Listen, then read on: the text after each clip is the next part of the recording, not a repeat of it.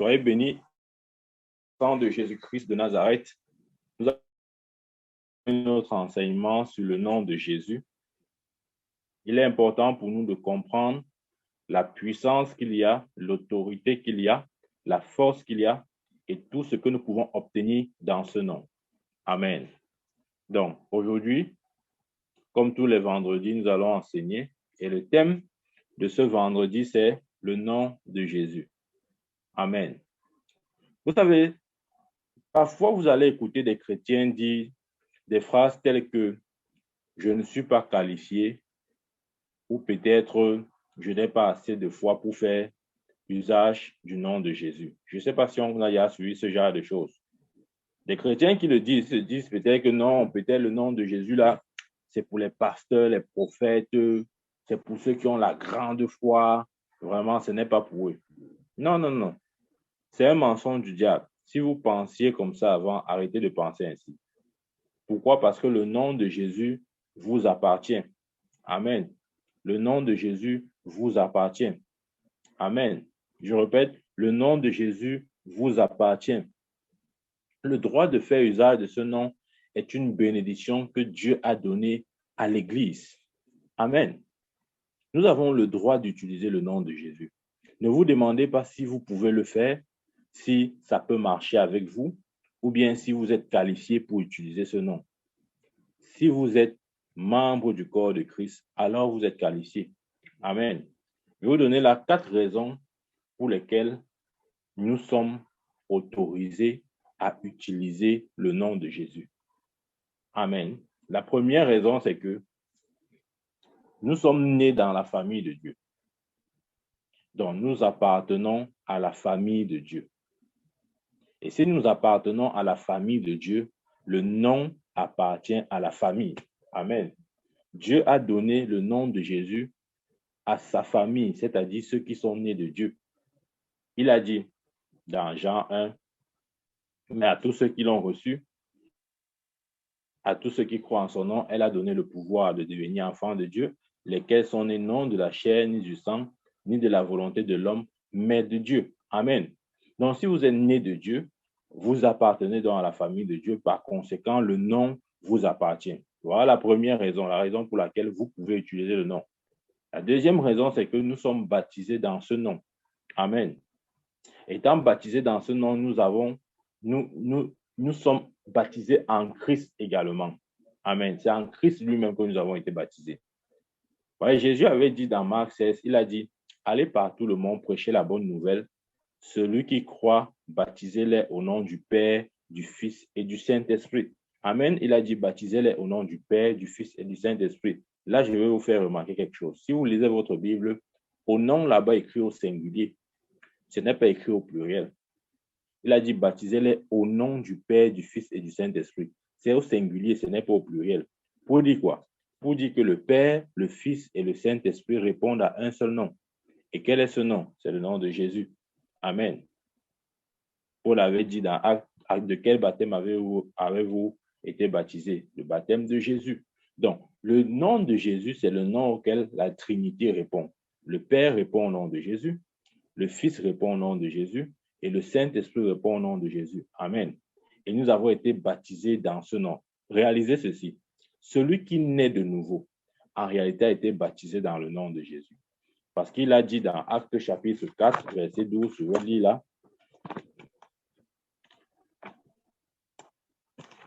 Actes chapitre 4, verset 12, il a dit, il n'y a de salut en aucun autre, car il n'y a sous le ciel aucun autre nom qui nous a été donné parmi les hommes par lequel nous devions être sauvés. Amen. Ouais. Donc, le nom de Jésus accomplit parfaitement notre salut. Amen. Comprenons? Le nom de Jésus accomplit parfaitement notre salut. La troisième raison est ceci. Le nom de Jésus a été attribué par Jésus. Je dis quoi? Ce nom a été attribué par Jésus qui nous a donné une procuration. Donc, lorsque le Père a appelé son Fils Jésus et que nous croyons en Jésus, nous recevons de ce fait une procuration. La procuration, c'est cette autorisation légale qui nous permet d'utiliser le nom. Amen. Nous avons eu la procuration d'utiliser ce nom. De sorte que quand nous utilisons le nom, c'est comme si c'est Jésus lui-même qui est en train de faire ce que nous faisons ou qui est en train de dire ce que nous disons. Amen. Et l'Église primitive avait compris la puissance de ce nom.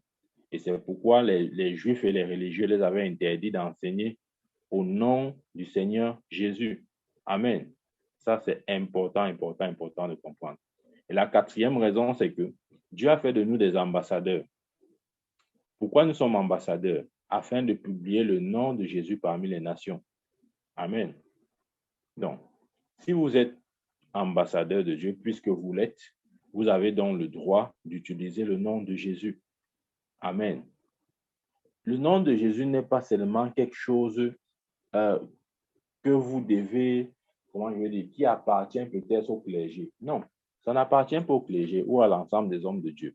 Ça appartient à tout enfant de Dieu né de nouveau. Si vous êtes né de nouveau, ce nom est aussi pour vous. Amen. Si vous êtes né de nouveau, ce nom est aussi pour vous. Ne vous bloquez pas. Il y a des gens qui se disent, non, j'ai besoin d'une foi spéciale pour faire usage du nom de Jésus. Non, du tout pas. Amen. Ne vous dites pas que non, il me faut une foi spéciale. Ce sont des blocages comme ça que les chrétiens se font ou mettent dans leur tête. Ils se disent qu'ils ne peuvent pas utiliser le nom de Jésus parce qu'ils n'ont pas, entre guillemets, la foi spéciale qui correspond au nom. Non, mes frères, sortons de ces chemins-là. Ce n'est pas vrai, ok? Le nom, c'est pour nous tous. Pour le chrétien, comme pour l'homme de Dieu, comme pour le pasteur, comme pour l'évêque, comme pour le prophète, comme pour tout ce que vous voulez. Amen. C'est important. Dieu nous a donné ce nom. Regardez le nom de Jésus comme quelque chose qui vous appartient. Je vais vous donner un exemple. Regardez, par exemple, votre corps, ok? Tous les membres de votre corps sont greffés à votre tronc. Vrai ou faux? C'est-à-dire que les pieds sont greffés au tronc, du moins quand je parle du tronc, c'est-à-dire le milieu du corps, quoi. Le tronc, voilà. Puisque généralement, on dit que le corps humain est divisé en 4 parties. Du moins, il y a la tête, il y a en 3 parties. Il y a la tête, il y a comment on dit, les membres inférieurs, les membres supérieurs et le tronc. Donc, vous voyez que la tête se connecte au tronc, les membres se connectent encore au tronc et les pieds se connectent au tronc. Ce qui veut dire quoi? Que nous sommes tous connectés de cette manière au nom de Jésus. Amen. C'est notre connexion là-bas. Et ne nous bloquons pas sur le fait d'avoir une foi particulière ou une foi correspondant au nom. Non, non, non. Ce sont des chemins inutiles. Parce que je vais vous dire pourquoi je dis ça. Si, par exemple, je prends un exemple, si vous disposez dans votre compte peut-être 1 million de francs, hein, est-ce que vous aurez besoin de faire un acte de foi particulier pour émettre un chèque de 100 000? Non. Pourquoi? Parce que les 1 million vous appartient. Tout ce que vous avez à faire, c'est d'aller à la banque ou bien sortir votre chéquier, faire le chèque de 100 000, c'est tout. Vous voyez ce qu'elle veut dire? C'est-à-dire que voyons la chose comme quelque chose qui nous appartient déjà. Ne voyons pas le nom de Jésus comme quelque chose dont nous devons nous approprier. Ça nous appartient déjà. Maintenant, nous devons utiliser ce nom. Amen. De même que lorsque vous avez 1 million de francs dans votre compte, ça vous appartient. Utilisez. Comment? En émettant des chèques. Amen. Ça ne va pas demander, je ne sais pas moi, une action ou un acte de foi particulier. Non. Émettez juste le chèque. L'argent vous appartient déjà. Utilisez le nom. Le nom vous appartient déjà. Amen. Ça, c'est important. C'est important. Nous devons réaliser la grâce que Dieu nous a donnée en nous accordant le nom de Jésus. Si vous êtes enfant de Dieu, si vous êtes né de nouveau, ça veut dire que vous êtes héritier de Dieu. Et si vous êtes héritier de Dieu, vous êtes co-héritier de Christ. Amen. La conséquence de cette vérité est que vous avez le droit de faire usage du nom de Jésus. Amen. Nous devons réaliser ça. Nous avons ce droit. Nous avons ce droit. Ce droit nous a été donné à cause du fait que nous sommes membres de la famille de Dieu. Amen. Dieu nous a donné le droit d'utiliser le nom qui a été élevé au-dessus de tout nom parce que justement, nous sommes membres de la famille, de sa famille. Amen. Regardons ce que Paul dit dans Romains 8, 32. Dans Romains 8, 32, il dit, lui qui n'a point épargné son propre fils, mais qui l'a livré pour nous, comment ne nous donnera-t-il pas toutes choses avec lui? Lui qui n'a point épargné son propre fils, mais qui l'a livré pour nous, comment ne nous donnera-t-il pas toutes choses avec lui? Écoutez, la Bible dit que Dieu n'a pas épargné son fils, c'est-à-dire Jésus. Il a livré pour nous. Et il dit donc, si Dieu a livré Jésus pour nous, comment ne nous donnera-t-il pas toutes choses avec lui? Une des choses que nous avons reçues avec Christ, c'est son nom, c'est-à-dire le droit d'utiliser son nom. Amen. C'est un droit. Voyons ça comme un droit. Amen. Lorsque vous voyez le nom de Jésus comme un droit qui vous a été accordé, vous allez voir que manifester la foi dans le nom devient un, normal et deux, naturel. Parce que vous savez que le nom vous appartient. Donc, manifester la foi dans ce nom devient quelque chose de normal et quelque chose de naturel. Amen. Je vais vous donner un exemple de ce que je dis. Vous voyez, les enfants jusqu'à un certain âge, est-ce que les enfants se préoccupent de ce qu'ils vont manger demain? Ou est-ce que les enfants se préoccupent de si papa ou maman va pourvoir leurs besoins de demain? Non, ils ne se posent même pas ce genre de questions. Amen. Les enfants ne se posent même pas ce genre de questions parce qu'ils savent que ce n'est pas une question, c'est une évidence. Amen. Et Jésus a dit ceci, hein. Il a dit que nous devons avoir la foi des petits-enfants. Nous devons croire dans le nom de Jésus. Nous devons croire que Dieu a investi toute l'autorité, toute la puissance, tout ce qui fait Dieu, Dieu est dans le nom de Jésus. Amen. Et nous devons arrêter d'avoir des regards inquiets. Soyons comme ces petits-enfants.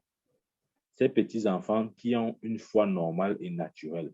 Je vous ai dit, les enfants ne veulent pas savoir si demain ils vont manger. Ils ne se posent pas cette question parce qu'ils savent que papa ou maman va leur donner à manger. Amen.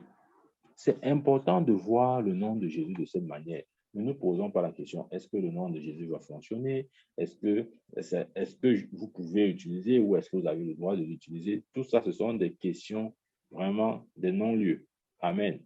Soyons comme des petits-enfants. L'enfant sait. Il sait de façon automatique, en fait. En fait, l'enfant, même si vous voulez, l'enfant a une foi inconsciente.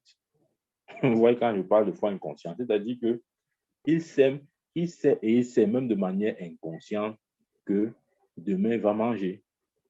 Ouais. Il ne se pose pas ce genre de questions. C'est pourquoi, justement, Jésus a dit dans Matthieu 18, lisons un peu ça. Lisons un peu ça. J'aimerais éveiller en nous la foi naturelle, ok, que nous devons manifester vis-à-vis du nom et la foi normale. Nous devons avoir une foi naturelle et normale vis-à-vis du nom de Jésus. Ouvrons notre Bible dans Matthieu. Matthieu chapitre 18, verset 3. Là, il est écrit, il dit, je vous le dis en vérité, si vous ne vous convertissez et si vous ne devenez comme les petits-enfants, vous n'entrerez pas dans le royaume des cieux. Donc, Jésus ici nous interpelle à devenir comme des petits-enfants. Vous savez pourquoi il dit comme des petits-enfants? Les petits-enfants ne se posent pas certaines questions. Ils croient aveuglement. OK? Ils croient aveuglement. C'est pourquoi Jésus a dit, ayez le cœur pour que votre vie soit comme la vie d'un petit enfant. Le petit enfant croit à tout ce que son papa lui dit ou à tout ce que sa maman lui dit. De même, nous devons croire aveuglement dans la puissance que Dieu a investie dans le nom de Jésus. Amen. Nous avons besoin de croire que ce nom est puissant. Amen. Nous avons besoin de croire que ce nom est puissant. Nous avons besoin d'avoir une foi naturelle, je dirais même inconsciente, vis-à-vis du nom de Jésus.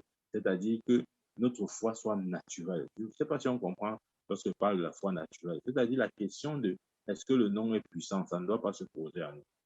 OK? La question de est-ce que le nom peut accomplir tout ce que ça déclare, ça ne doit pas se poser à nous. C'est une évidence, ça doit être une évidence. C'est pourquoi je parle d'une foi naturelle et même inconsciente. De même que l'enfant sait même de manière inconsciente, que demain il va manger, nous devons aussi savoir, même de manière inconsciente, que le nom a la puissance. Ce n'est pas un problème pour nous. Amen. Parce que c'est le nom que Dieu nous a donné, le nom qui a été le nom qui règne, le nom qui est établi dans les cieux, sur la terre et sous la terre. Pourquoi Dieu nous a donné le nom de Jésus? Afin que nous puissions régner par le nom. Amen. Est-ce que vous avez réalisé que c'est par le nom de Jésus que nous régnons? Amen. Ouvrons notre Bible dans Romains chapitre 5, verset 17. Romains 5, 17, je vais lire ici. Il est écrit: si par l'offense d'un seul la mort a régné par lui seul, à plus forte raison, ceux qui reçoivent l'abondance de la grâce et le don de la justice régneront-ils dans la vie par Jésus-Christ lui seul. Je recommence.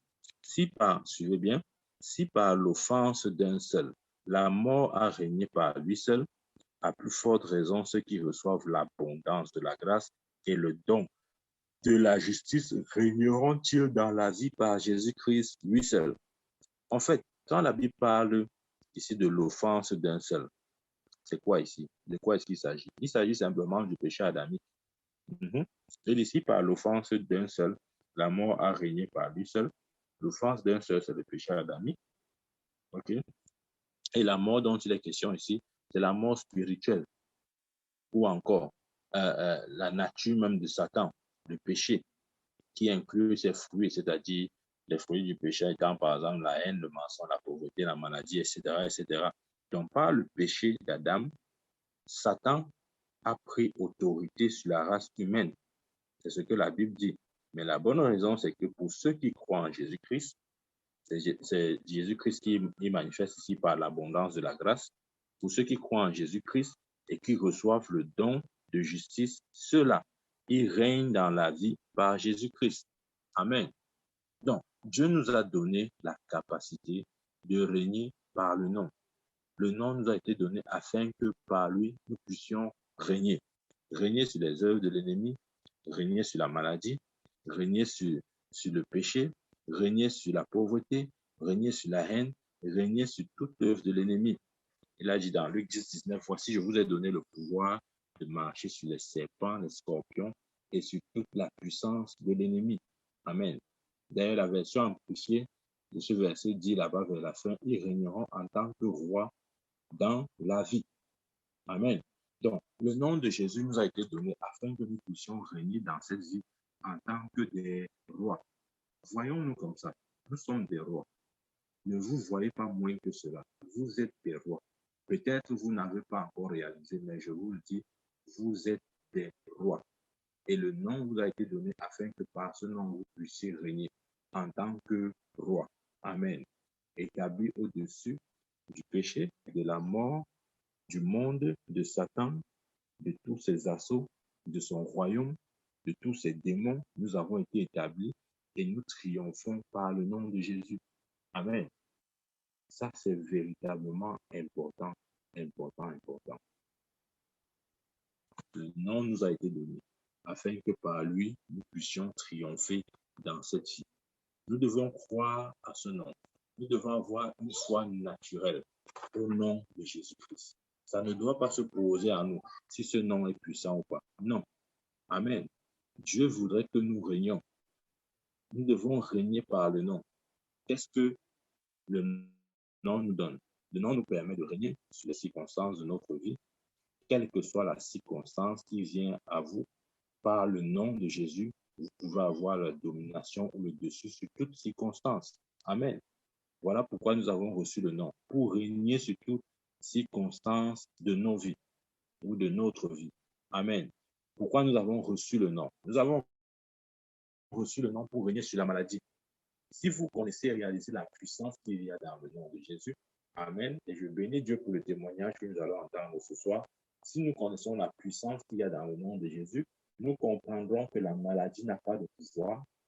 La maladie n'a aucune raison de demeurer dans notre corps parce que le nom de Jésus est puissance et le nom de Jésus est force, entre autres. Amen. Sur quoi nous devons régner dans la vie? Nous devons régner sur la souffrance. Amen. Vous voyez, Satan a cette manie de faire, d'infliger à la race humaine toutes sortes de souffrances. Amen. Que ce soit des souffrances liées au manque, à la pauvreté, que ce soit des souffrances liées à la santé, etc., etc. Quelle que soit la nature de la souffrance, le nom a autorité. Nous régnons sur toute forme de souffrance. Amen. Sur quoi devons-nous régner dans la vie? Nous devons régner sur le péché. La Bible dit le péché n'aura plus de pouvoir sur vous, car vous n'êtes ni sous la loi, mais sous la grâce. Amen. Ou encore, vous êtes sur la grâce. Donc, la puissance du péché a perdu son emprise sur nous depuis le jour que nous sommes nés de nouveau. Parce que c'est ce jour-là que Dieu nous a donné le droit légal d'utiliser le nom de Jésus. Et si nous utilisons ce nom comme nous devons le faire, le péché ne peut pas avoir le dessus sur nous. Amen. Parce que nous avons été rachetés du péché. Sur quoi devons-nous régner? Nous devons régner sur la haine. Vous savez, s'il y a une chose qui a un point commun dans la race humaine, c'est la haine ou la rancune. Naturellement, si quelqu'un n'a pas travaillé ce côté en lui, il a ça naturellement. Je m'explique. C'est-à-dire que une des déformations que le péché a apporté à la race humaine, c'est cette histoire qu'on appelle haine-là.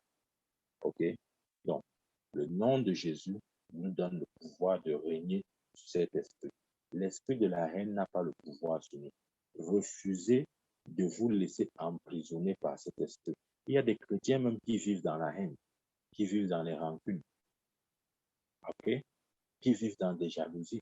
Toutes ces choses ne nous servent à rien.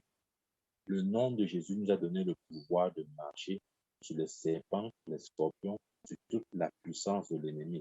Quelle que soit l'œuvre de la chair, le nom de Jésus a autorité. Amen. Nous devons comprendre la réalité et la puissance qu'il y a dans ce nom. En réalité, le nom de Jésus nous a délivrés et nous donne la victoire sur tout ce qui tire son origine de Satan. Quelle que soit la chose qui a pour provenance Satan, le nom nous a été donné afin que nous dominions. Amen. C'est très important de comprendre ça. Vous ne pouvez pas être vaincu quand vous avez le nom. Refusez ça. Personne ne peut être vaincu quand il a le nom. Réalisez que le nom vous a été donné. Quelle que soit cette situation, ces choses inconfortables, levez-vous et utilisez ce nom. Vous avez le droit d'utiliser ce nom. Amen. Parce que vous êtes de la famille de Dieu. Nous sommes tous de la famille de Dieu. Donc nous devons dominer sur toutes les œuvres de l'ennemi. Amen. C'est ce que signifie régner dans la vie. Régner dans la vie, c'est dominer sur toutes les situations, toutes les circonstances de notre vie, de sorte que notre vie soit exactement celle que Dieu a planifiée et voulu avant la fondation du monde. Amen. Ça, c'est important. Ça, c'est important. Maintenant, voici une autre vérité que j'aimerais vous communiquer. En fait, sachons ceci. C'est lorsque nous pénétrons dans la parole de Dieu et que nous méditons sérieusement sur ces vérités, que nous commençons vraiment à régner dans cette vie par Jésus-Christ. Il n'y a pas de règne dans cette vie par Jésus-Christ sans la connaissance et la compréhension de la parole de Dieu. Amen. Même pour que le nom soit, je n'ai pas envie de dire soit efficace parce que le nom est par lui-même efficace, mais pour que nous puissions bien utiliser le nom. Voilà, je peux faire plus d'expressions là. Pour que nous puissions bien utiliser le nom, il est important pour nous de connaître la parole de Dieu. Si vous ne connaissez pas la parole de Dieu, vous ne pourrez pas utiliser convenablement le nom de Jésus. Amen. Ouvrons notre Bible dans Colossiens. Ça, c'est important. Hein? Donc, nous devons tous parvenir à la connaissance de Dieu. Parce que le degré d'impact ou d'influence, ou si vous voulez, d'utilisation de ce nom dépend aussi d'une certaine façon du type de connaissance que vous avez. OK? Le nom est puissant. Ça ne souffre de rien. mais vous devez être aussi illuminé face à la parole de Dieu. Amen. Dans Colossiens 1, verset 12 à 13, il est écrit là-bas et je lis, « Rendez grâce au Père qui vous a rendu capable d'avoir part à l'héritage des saints dans la lumière. » Rendez grâce au Père qui vous a rendu capable d'avoir part à l'héritage des saints dans la lumière, qui nous a délivrés de la puissance des ténèbres et nous a transportés dans le royaume du Fils de son amour. Amen. Qu'est-ce que ça veut dire? Ça veut dire que nous sommes censés régner sur Satan et non l'inverse. Parce qu'il nous a rendu capables d'avoir part à l'héritage des saints dans la lumière. Il nous a délivrés de la puissance des ténèbres et nous a transportés dans le royaume du Fils de son amour. Vous pensez que Dieu l'a fait afin que nous soyons assujettis à Satan? Non, absolument pas. Nous avons été transférés des ténèbres à la lumière. Nous avons part à l'héritage des saints dans la lumière. Nous avons été transportés afin de régner sur toute œuvre de l'ennemi. C'est notre portion. C'est notre standard de vie. Amen. Donc, c'est important pour nous de nous lever et d'entrer en possession de ce qui nous appartient. Le nom nous a été donné afin que nous puissions véritablement posséder tout ce que Dieu nous a déjà donné. Amen. Nous devons juste être suffisamment conscients de cette vérité-là. Nous devons être conscients de cette vérité. Ouais, le monde spirituel opère aussi avec eux, si vous voulez, notre degré de conscience. C'est pourquoi Satan fait tout pour que vous soyez ignorants au maximum de la parole de Dieu. Il a dit dans Osée 4:6, mon peuple périt faute de connaissance. Ce que vous ne connaissez pas là, ça va vous coûter cher. Croyez-moi, l'ignorance coûte beaucoup plus cher. Même dans la vie en général, celui qui ne connaît pas, il va payer beaucoup plus. C'est-à-dire, le prix que vous pouvez payer pour la connaissance est toujours inférieur au prix que vous allez payer pour votre ignorance. Qui comprend ce que je dis? Je reprends. Le prix que vous devez payer pour la connaissance est toujours inférieur au prix que vous payez pour votre ignorance. Je vais prendre un exemple terre à terre. OK? Vraiment terre à terre. Supposons, je vais vraiment parler de manière générale. C'est vraiment un langage général là. Supposons peut-être que vous avez un enfant et vous dites à cet enfant, écoute, il faut peut-être étudier telle leçon, prends ton école au sérieux. Ben lui, il s'en fout. Il se dit, oh, papa ou maman, tu déranges, etc. Vous voyez que l'école qui devait peut-être prendre, disons quoi, le primaire prend 7 ans, ok?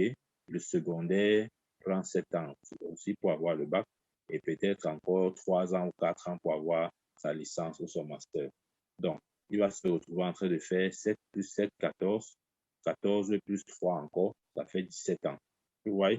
Donc, il aurait juste fallu qu'il sacrifie 17 années de sa vie pour avoir peut-être la possibilité ou la chance d'avoir un bon travail, donc bien rémunéré, mais il ne voit pas cette opportunité-là.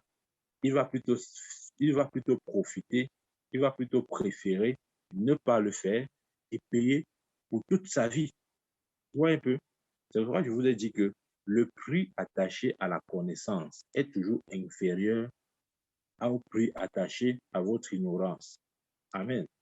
Il y a des chrétiens qui, depuis qu'ils sont sur terre, ils souffrent.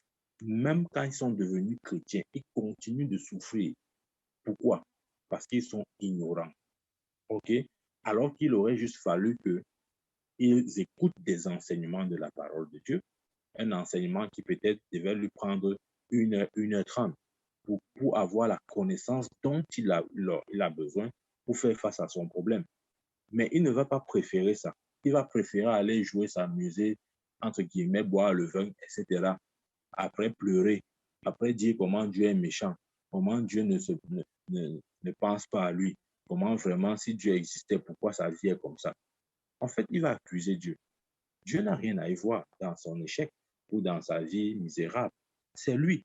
Pourquoi? Parce que il estime que s'asseoir, par exemple, pour écouter un enseignement d'1h30, il va lui donner la lumière est trop. Non, il ne veut pas le faire. Par conséquent, il va payer pour son ignorance. Ce que vous ne connaissez pas là, vous allez payer pour ça. Ne vous inquiétez pas, vous allez payer. C'est pourquoi fuyez l'ignorance. Moi, hein, je vous assure, demandez à Dieu, il va vous dire. Je suis quelqu'un, s'il y a une chose que je hais le plus, c'est l'ignorance. Amen. Faites tout pour connaître ce que vous devez savoir. Je répète, faites tout pour connaître ce que vous devez savoir. Et la chose importante à savoir, c'est la parole de Dieu. Faites tout pour connaître la parole de Dieu. Si vous ne voulez pas vivre dans l'échec, si vous ne voulez pas vivre dans les afflictions, si vous ne voulez pas vivre dans les oppressions, si vous ne voulez pas vivre dans, dans une sorte de captivité, amen, vous devez savoir. Vous devez savoir. Je vais vous donner un exemple. Israël, au temps de Daniel, Israël était prêt à passer, à aller outre les 70 ans qui étaient prévus par Dieu pour leur liberté. Mais si, du moins, ça ne s'est pas produit parce que Daniel, la Bible dit que Daniel, en lisant le livre du prophète Jérémie, il s'est rendu compte que Dieu avait prophétisé et Dieu avait déclaré que après 70 ans, Israël devait revenir de la captivité de Babylone. Donc, imaginez-vous si Daniel n'avait pas eu cette connaissance et cette connaissance qu'il avait reçue du livre de Jérémie. Il devait continuer à rester en esclavage alors que la parole de Dieu avait dit après 70 ans, vous serez libre. Qu'est-ce que j'essaie de dire? Ce que je veux dire, c'est qu'il n'y a aucun substitut à la connaissance. Refusez l'ignorance. Mes frères, mes sœurs, refusez ça. L'ignorance coûte cher. Certains ont, ça a coûté la santé de plusieurs et même la vie. Plusieurs sont morts prématurément. Je parle là des chrétiens, pas des païens. Plusieurs chrétiens sont morts de manière prématurée parce qu'ils étaient ignorants. C'est tout. Ce n'est pas parce que c'était le temps de Dieu pour eux de retourner au ciel. Non, absolument pas. Mais c'est parce qu'ils étaient ignorants de beaucoup de choses. Exemple, Job. Job était oppressé. Job a vécu tout ce qu'il a vécu, pas parce que Dieu a voulu, mais parce qu'il était ignorant. Parce que Job croyait entre autres que Dieu donne le bien et Dieu donne le mal. Ça, ce sont des erreurs comme ça que nous traînons, même dans notre vie chrétienne. Nos croyances ont des problèmes. Nous croyons à des mensonges et nous basons nos vies sur ces mensonges. C'est pourquoi nous n'avançons pas. Refusez d'être ignorant. Refusez ça. C'est-à-dire, refusez. Ce que votre ignorance va vous coûter, croyez-moi, c'est beaucoup plus grand que ce que vous aurez, que le coût de l'acquisition de la connaissance. Ça, c'est important. Refusez d'être ignorant. Sinon, ça va vous coûter vos bénédictions. Ça peut aller loin même jusqu'à vous coûter votre propre vie. Amen. Parce que Job, quand Satan est venu l'oppresser, l'affliger de tous les maux, lui, il était tranquille parce qu'il croyait que c'était Dieu qui le faisait. Alors que Dieu ne peut pas le faire. Amen. Dieu ne donne pas, de sa bouche ne sort pas le bien et le mal. C'était Satan qui était en train d'affliger Job. Mais Job se disait que c'est Dieu. Voilà pourquoi il n'a jamais pris ses responsabilités. Il a laissé faire. Satan d'abord l'a dépossédé de tous ses biens. Il a ouvert les yeux, il a regardé, il n'a rien dit. Satan a dit, OK, je veux continuer plus loin. Satan a tué ses fils et ses filles. Il était encore là, il n'a rien dit. Satan a dit, OK, je veux même attaquer sa santé. Nous connaissons, la Bible dit que Job était terriblement malade. Il a les ulcères sur le corps. Il se disait que c'était Dieu qui l'affligeait ou c'était Dieu qui le punissait. Mais non, non, c'est Job, c'est son ignorance. Il payait comme ça de son ignorance. Amen. Parce qu'il dit dans Job 3, 25, ce que je crains, c'est ce qui m'arrive. Ce que je redoute, c'est ce qui m'atteint. Refusez l'ignorance. Je vous dis la vérité. Refusez d'être ignorant. Quel que soit ce que ça va vous coûter, acceptez de payer le prix de la connaissance. Acceptez. Même si ça va vous demander que vous ne dormiez pas jusqu'au matin. Acceptez. Même si ça va vous demander que vous soyez discipliné spirituellement pour la parole de Dieu ou pour la prière, acceptez. Même si ça va coûter vos finances, acceptez. Amen. Je vous le dis la vérité. Je vous le dis la vérité.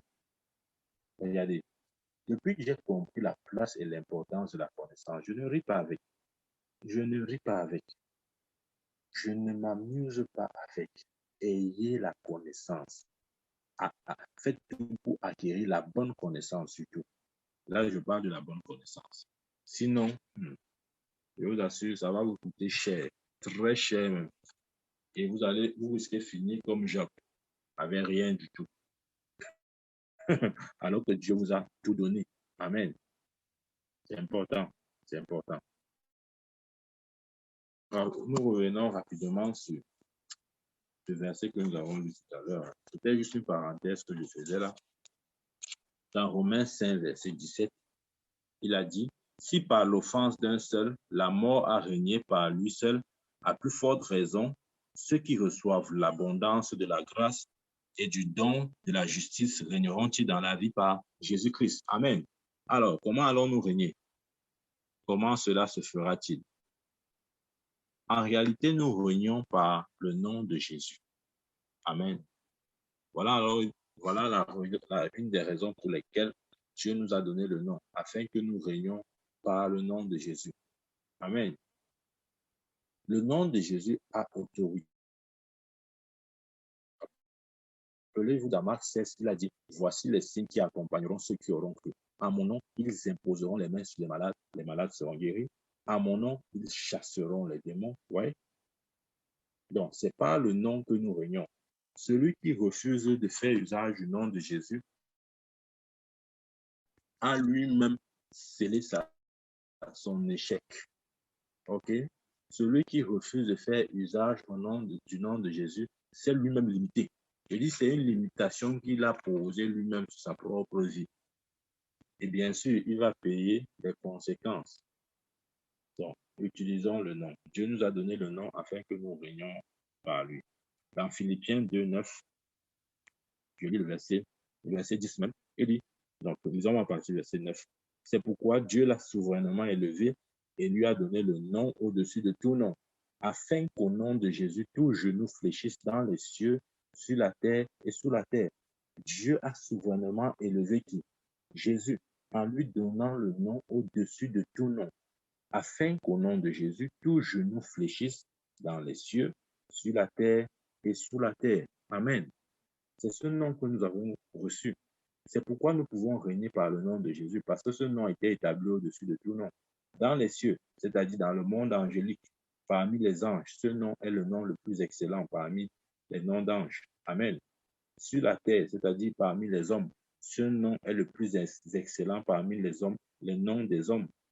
Et sous la terre, c'est-à-dire dans les régions inférieures ou en enfer, ou dans le royaume de Satan, ce nom est encore excellent. Oui? Donc, c'est possible pour nous de régner par le nom de Jésus parce que ce nom a été élevé dans les trois mondes. Dans les cieux, dans le royaume de Dieu, c'est élevé. Sur la terre, c'est encore élevé. Et dans le royaume de Satan, c'est encore élevé. Je vous ai donné vendredi dernier le témoignage de cet ancien sataniste qui avait été envoyé par mission par Lucifer, qui était envoyé en mission par Lucifer et sa mission, c'était de créer un accident de voiture. Et l'ex-sataniste était dans le bus. Il voulait provoquer l'accident, mais il ne pouvait pas. Pourquoi il ne pouvait pas? Parce que dans ce bus, il y avait un enfant de Dieu qui était simplement en train de chanter un chant. Et dans ce chant-là, il y avait le nom de Jésus.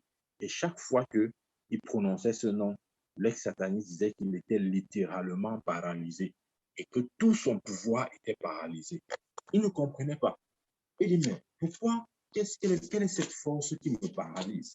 Et justement, il avait remarqué que chaque fois que cet enfant de Dieu prononçait le nom de Jésus, il était littéralement paralysé. C'est comme ça qu'à cause de cet enfant de Dieu, il a été impossible pour ce sataniste de poser ce bain de sang. Amen. Et de retour de sa mission, Satan lui dit, OK, est-ce que tu as accompli ton devoir? Et il dit, non, maître, je n'ai pas pu le faire. Et Satan, surpris, lui dit, mais qu'est-ce qui s'est passé? Toi, tu as accompli toutes tes missions. Il dit, effectivement, j'étais dans le bus quand je m'apprêtais à créer l'accident. Il y avait quelqu'un qui était toujours là en train de chanter le nom. Il chantait un nom. Et Satan est curieux, il dit, il chantait quel nom? Il a dit le nom de Jésus. Quand l'ex-sataniste a dit le nom de Jésus, lui-même il dit que tout ce qui était à cette réunion, Satan lui-même compris, de son trône qu'il était assis, il est tombé, il a fléchi le genou. Même l'ex-sataniste qui a dit Jésus, lui-même il a fléchi le genou. Toute la cohorte de Satan, tous les hommes et ces femmes qui étaient autour là, ce jour-là, ont fléchi le genou. Pourquoi? Parce que la Bible dit que Dieu a souverainement élevé le nom de Jésus et lui a donné un nom au-dessus de tout nom, afin qu'en son nom, tout genou fléchit dans les cieux, sur la terre et sous la terre. Et l'ex-sataniste était très curieux. Il dit, waouh, mon maître a fléchi le genou lorsque j'ai prononcé ce nom. Il a commencé à comprendre qu'il y a quelque chose dans le nom de Jésus. Ouais, le nom de Jésus, je vous ai dit, il est puissant par lui-même. Il n'est pas puissant parce que vous êtes chrétien, non. Ce nom est puissant. Donc, même si un sataniste prononce ce nom, il y aura les conséquences, il y aura un impact. Ça va résonner, ça va produire des résultats. Amen. Parce que ce nom a été élevé au-dessus de tout nom, afin que, en son nom, tout genou fléchisse dans les cieux, sur la terre et sous la terre. Dans Ésaïe 50, Ésaïe 44, 45, lisons un peu là. Ésaïe 45, je lis le verset 22 et 23.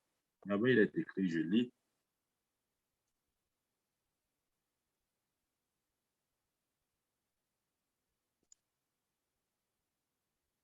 Il est écrit, tournez-vous vers moi et vous serez sauvés, vous tous qui êtes aux extrémités de la terre, car je suis Dieu, il n'y a point d'autre, je le jure par moi-même, la vérité sort de ma bouche, et ma parole ne sera point révoquée. Tout genou fléchira devant moi, et toute langue jurera par moi. Amen. Tout genou fléchira devant la parole. Et la Bible nous dit que la parole, c'est Jésus. Amen. Tout genou fléchit devant la parole. C'est ce nom que nous avons reçu. Jésus est la parole. Jésus est la parole magnifiée. Jésus est la parole personnifiée. Et la Bible dit la mention du nom de Jésus. Tout genou fléchit dans les cieux, sur la terre et sous la terre. Et toute langue confesse que Jésus-Christ est Seigneur. Amen. Jusqu'où est-ce que Dieu a élevé le nom de Jésus? Dans Éphésiens, ouvrons notre Bible Éphésiens. Allons voir quelque chose là-bas.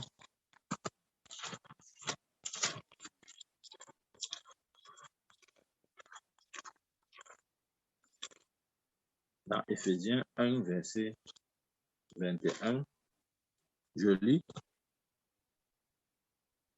Au-dessus, au-dessus de toute domination, nous lisons un peu le verset 20, il a déployé en Christ en le ressuscitant des morts et en le faisant asseoir à sa droite dans les lieux célestes, verset 21, au-dessus de toute domination, de toute autorité, de toute puissance, de toute dignité et de tout nom qui se peut nommer, non seulement dans le siècle présent, mais encore dans le siècle à venir. Ouais. Le nom de Jésus a été élevé au-dessus de toute domination.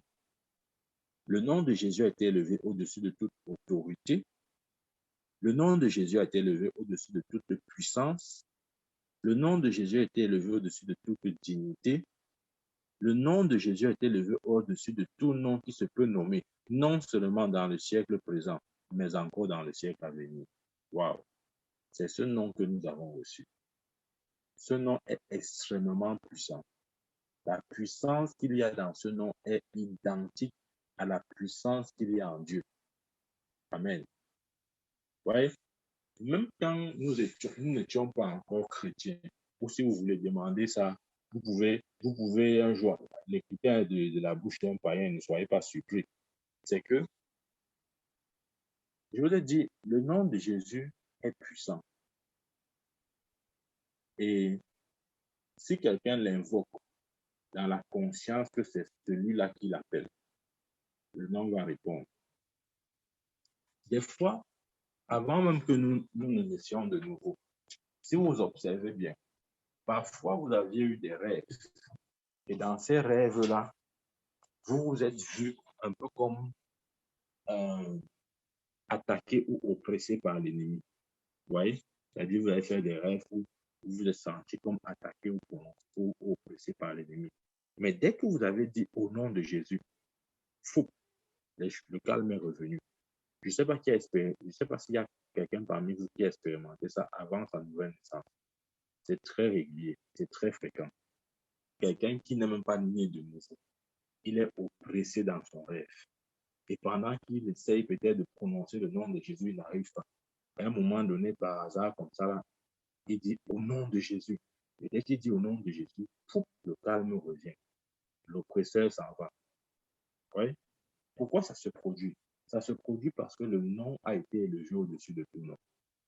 Ouais, c'est pour ça que Jésus a dit, pourquoi Jésus a dit, le dernier jour, vous me direz en mon nom, j'ai guéri les malades, j'ai prophétisé, j'ai chassé les démons et je vous dirai, je ne vous connais pas. Pourquoi? Parce que, puisque le nom est puissant par lui-même et que même un païen peut dire au nom de Jésus et le résultat se manifeste. Ce n'est pas parce que vous avez vu le résultat que vous allez forcément croire que vous appartenez au royaume de Dieu. Non, le nom est puissant. Le nom est puissant. Je vous prends un exemple. Si un enfant de 10 ans attrape un pistolet et qu'il dégaine, vous croyez que la balle ne va pas sortir parce qu'il a 10 ans? Non, la balle va sortir. Qu'il sache s'en servir ou pas. S'il presse sur la détente là, la balle va sortir. C'est un peu comme ça que le nom de Jésus est. C'est pourquoi Jésus avait dit, c'est un verset que beaucoup de chrétiens ne comprennent pas. Quand Jésus a dit, vous me direz à la fin, j'ai chassé les démons en ton nom, j'ai guéri les malades en ton nom, j'ai fait ceci en ton nom, et je vous dirai, je ne vous connais pas. Parce que le nom est tellement puissant que quand tu l'invoques, ça produit des résultats. Et tu te dis que, comme ça a produit des résultats, ça veut dire que Dieu m'approuve.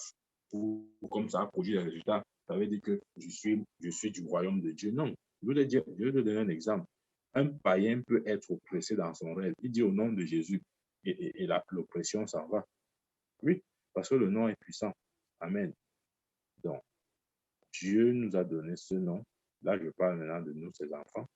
Dieu nous a donné ce nom afin que nous puissions régner par lui. Amen. Lorsque nous invoquons le nom, comprenons bien ceci. Il y a un ensemble de choses qui se manifestent.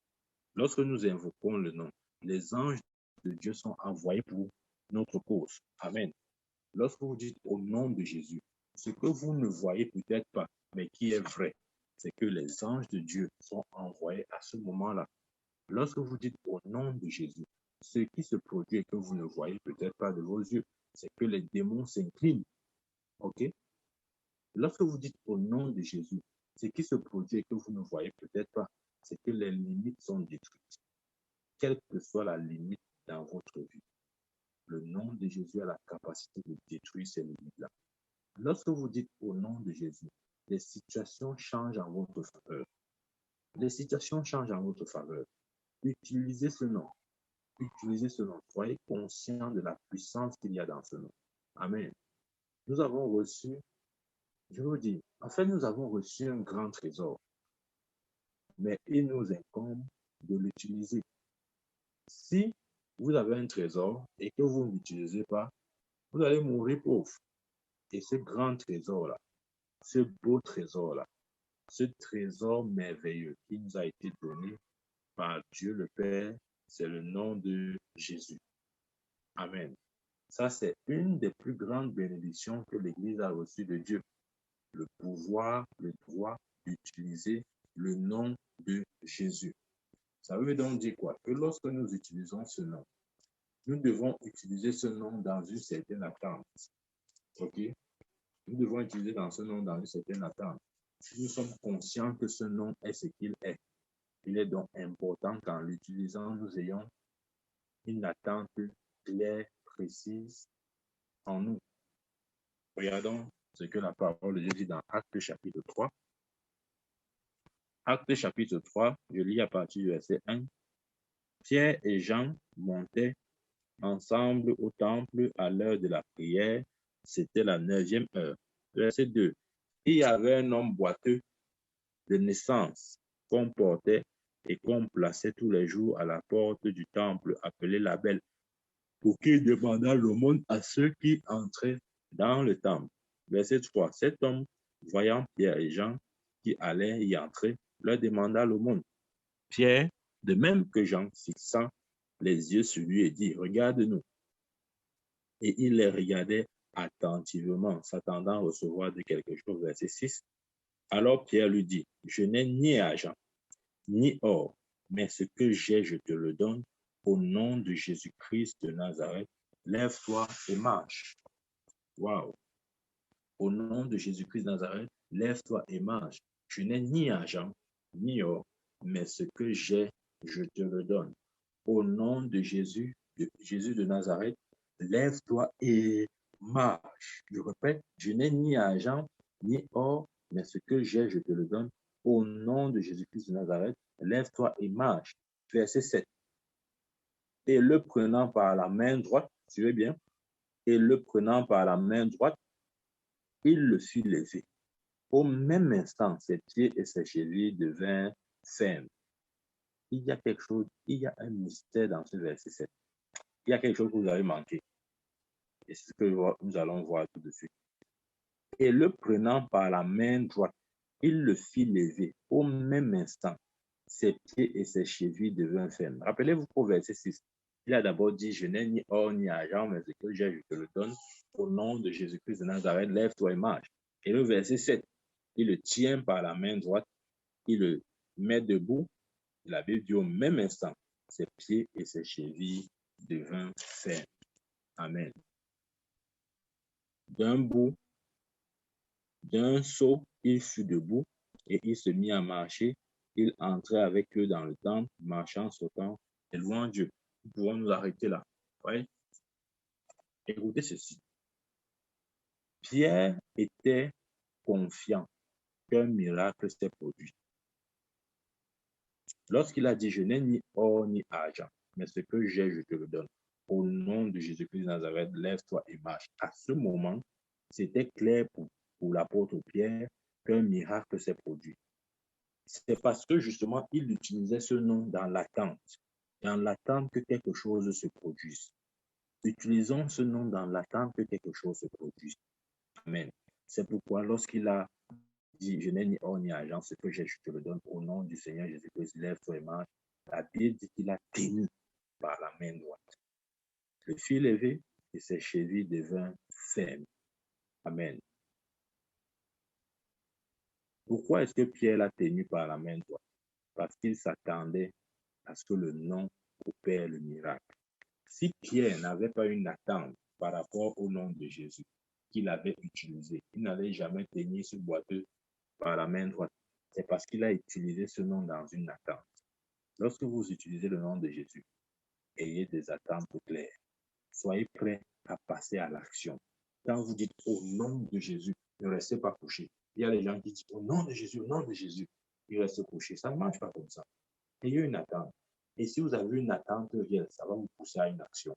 D'accord? Qui comprend le mécanisme là? Quand vous avez une attente réelle, ça va vous pousser à une action. Pierre a dit, je n'ai ni or ni argent, mais ce que j'ai, je te le donne au nom de Jésus de Nazareth. Lève-toi et marche. Quand Pierre a dit ça, le boiteux était encore par terre. Amen. Le boiteux était par terre. Il ne s'est pas levé d'un bond, il s'est mis à marcher. Jamais. Jamais, jamais, jamais. Le boiteux était par terre. Après avoir dit, je n'ai ni or ni argent, mais ce que j'ai, je te le donne au nom de Jésus-Christ de Nazareth. Lève-toi et marche. Le boiteux était par terre. Mais parce que Pierre avait une attente quand il utilisait ce nom, il savait que le nom est puissant pour affermir les chevilles et les pieds de ce boiteux. Il a tenu ce boiteux par la main droite. Le fit lever et la Bible dit ses chevilles devinrent fermes. S'il n'avait pas tenu le boiteux par la main droite, le boiteux devait rester encore là couché croyant qu'il n'est pas guéri. Et c'est ça le problème de beaucoup de chrétiens. Ils utilisent le nom de Jésus, mais il manque l'action. OK? Ils utilisent le nom de Jésus sans attente réelle. C'est pourquoi il est difficile pour eux de passer à l'action. Quand Pierre a dit au nom de Jésus, lève-toi et marche, il a tenu la main de cet homme boiteux par la main droite, il l'a mis debout et il s'est mis à marcher. Amen. Utilisons ce nom avec attente. Si nous utilisons ce nom avec attente, nous allons assurément voir les résultats. Parce que Jésus nous a donné le mandat, la procuration d'utiliser son nom. Nous avons le droit et le pouvoir d'utiliser le nom de Jésus dans toute situation et circonstance de notre vie et voir la puissance de Dieu se manifester. Amen. Parce que son nom représente son pouvoir, son nom représente son autorité. Donc, utilisez-le avec attente. Pierre a utilisé le nom avec attente. Il n'a pas seulement dit au nom de Jésus, lève-toi et marche. Non, non, non, non, non, non, non, non, non. Elle a dit au nom de Jésus, lève-toi et marche. Il a vu que le gars s'y est toujours par terre. Il faut que je fasse quelque chose pour lui. Il a tenu par la main, le fit lever et ses chevilles devinrent faibles, dit la parole de Dieu. C'est ça, utiliser le nom avec attente. Quand vous utilisez le nom avec attente, vous êtes prêt à passer à l'action. Ce n'est pas juste au nom de Jésus, lève-toi et marche. Après, tu vas se regarder. Non, non, non, non. Des fois, quand vous dites au nom de Jésus, lève-toi et marche, allez vers le boiteux, tenez-le par la main, comme Pierre. Demandez-lui de se lever. C'est à ce moment-là que vous allez voir que le nom avait déjà guéri cet homme. Amen. Si Pierre n'avait pas tenu cet homme par la main droite, on devait dire qu'il n'y a pas eu la guérison. Il n'y a pas eu la guérison. C'est ce que beaucoup devaient dire. Pourtant, le nom avait déjà guéri. Mais il fallait tenir la main de ce beaucoup. Amen. Utilisez le nom avec attente. Soyez conscient de la puissance qu'il y a dans le nom. Amen. Parce que le nom de Jésus est au-dessus de tout nom qui se peut nommer non seulement dans le siècle présent, mais aussi dans le siècle à venir. Lorsque Pierre utilisait ce nom, ce boiteux de naissance, probablement d'une quarantaine d'années, pour la première fois de sa vie, s'est tenu debout, a marché et il a sauté, loué Dieu. Il est entré au temple pour la première fois sur ses deux pieds. Pourquoi? Parce que le nom avait été utilisé. Amen. Oui, dans ce miracle-là, il y a un certain nombre de choses qu'il faut souligner. Regardez, la première chose, c'est que personne n'a vu, comment je vais dire ça, personne n'a vu les os de cet homme devenir fermes. Vous voyez? C'est-à-dire voir physiquement. Quand Pierre a dit au nom de Jésus-Christ de Nazareth, lève-toi et marche, personne n'a vu physiquement ses os devenir fermes. Personne n'a vu la manière dont la puissance de Dieu a opéré dans ses os. Personne n'a vu. Amen. Mais la réalité, c'est que dans le règne de l'Esprit, lorsque nous utilisons le nom de Jésus, il y a des changements. Quand Pierre a dit au nom de Jésus, je n'ai ni argent, mais ce que j'ai, je te le donne au nom de Jésus, lève-toi et marche. Le miracle s'est produit. Les os se sont affermis. La puissance de Dieu a opéré dans le squelette de cet homme. Mais personne n'a vu cela jusqu'à ce que Pierre le tienne par la main. Amen. Et c'est ce qui se passe lorsque nous utilisons le nom de Jésus. Il y a des changements qui se produisent dans le règne de l'Esprit. Nous devons avoir suffisamment de foi et savoir passer à l'application, passer à l'action. Amen. Et voir ces changements dans ce monde visible. Amen. C'est comme ça que les choses fonctionnent dans le monde spirituel. En réalité, il est possible que vous ne le voyez pas, à moins que vous agissiez et vous n'agissez que parce que vous espérez. Vous n'allez peut-être pas voir, ok? Mais si vous agissez avec espérance, vous allez voir le résultat. Amen. C'est pourquoi nous utilisons le nom de Jésus. Lorsque nous disons au nom de Jésus, lève-toi et marche, nous ne voyons pas peut-être physiquement l'opération que Dieu opère dans les eaux. Mais si nous agissons sur la parole, c'est-à-dire si nous tenons la main de ce boiteux dans l'espérance que la guérison se produit, nous allons voir le boiteux marcher. Amen. Ça, c'est important. Nous devons utiliser le nom dans l'attente. Pierre ce miracle parce qu'il disait au nom de Jésus, il avait une attente. Amen. Il avait une attente. Il s'attendait à voir ce malade guéri. Il s'attendait à voir ce boiteux guéri. S'il n'avait aucune attente, rien ne se serait produit. Amen. Pierre espérait voir un miracle. Il savait que le nom de Jésus pouvait affermir cet homme. Et lorsqu'il avait, parce qu'il il était dans cet état d'esprit, il a vu effectivement le nom de Jésus actif. Voyons-nous ou percevons le nom de Jésus de cette manière. C'est le nom qui nous a été donné au-dessus de tout, le nom qui règne dans les cieux, le nom qui règne sur la terre, le nom qui règne dans l'univers, dans les mondes, que ce soit au ciel, que ce soit sur la terre, et que ce soit dans les régions inférieures de la terre. Amen. Dans 1 Jean chapitre 5, verset 14 à 15, là il est écrit, nous avons auprès de lui cette assurance que si nous demandons quelque chose selon sa volonté, il nous écoute, et si nous savons qu'il nous écoute, quelque chose que nous demandions, nous savons que nous possédons la chose que nous avons demandée. Amen. Je relis, il dit, nous avons auprès de lui cette assurance que si nous demandons quelque chose selon sa volonté, il nous écoute. Et si nous savons qu'il nous écoute, quelque chose que nous demandions, nous savons que nous possédons la chose que nous lui avons demandée. Amen. Ça, c'est important. Lorsque nous faisons usage du nom de Jésus, faisons-le avec attente, parce que nous voulons voir quelque chose, parce que nous voulons voir ce nom agir. Exactement comme Pierre. Il a dit, je n'ai ni or ni argent, mais ce que j'ai, je te le donne. Au nom du Seigneur Jésus-Christ, lève-toi et marche. Il a tenu le boiteux par la main droite, l'a mis debout, et ses pieds et ses chevilles furent devinrent fermes. Amen. Que Dieu nous bénisse. Ma prière est que nous puissions davantage faire usage du nom de Jésus, que nous puissions vivre par ce nom, nous puissions régner par ce nom, nous puissions triompher dans la vie par ce nom, au nom souverain de Jésus-Christ. Nous avons parlé. Amen, amen, amen.